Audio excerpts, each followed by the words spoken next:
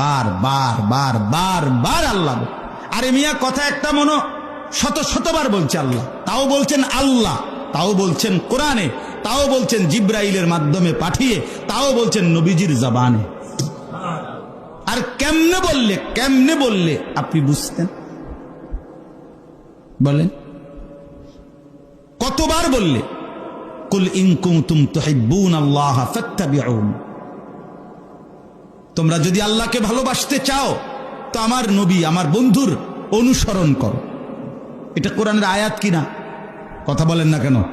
তো তাইলে এর চাইতে সহজ কথা আর কি হতে পারে? অনুসরণ করো, ফাত্তাবিউনি।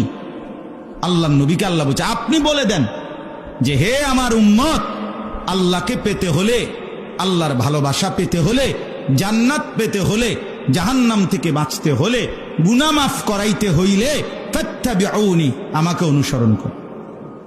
ওয়াগফির লাকুমের মধ্যে আছে না এটা, অর্থাৎ গুনাহ যদি মাফ করাইতে হয় তাহলে আপনাকে কি করতে হবে? ইত্তেবা।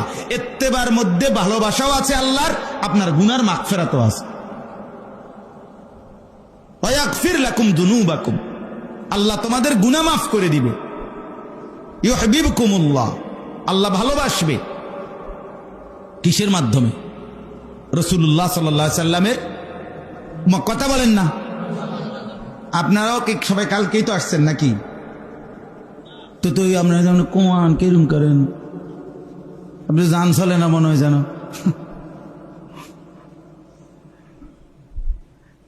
তাইলে রাসূলুল্লাহ সাল্লাল্লাহু আলাইহি ওয়াসাল্লামের আনুগত্যের মাধ্যমে, অনুসরণের মাধ্যমে আল্লাহর ভালোবাসা মিলবে, আমাদের গুনাহের মাফি, মাগফিরাত আল্লাহর কাছ থেকে মিলবে।